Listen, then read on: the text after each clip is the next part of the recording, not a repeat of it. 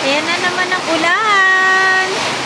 Tumigil lang siya ng konti. Nagpakita yung haring araw. Pero bumalik na naman yung ulan.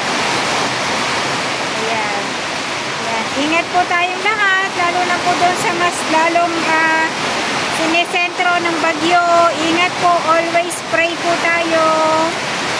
Isipin po natin lagi ang ating kaligtasan kasama ng ating mga pamilya. Ayan. Ingat-ingat po lagi. Ayan, ang lakas.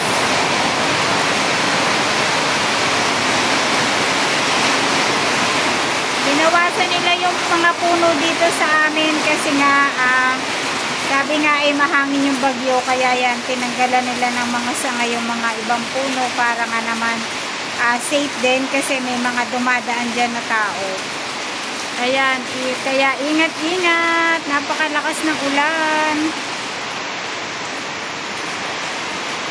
Kahapon pa walang tigil ang ulan.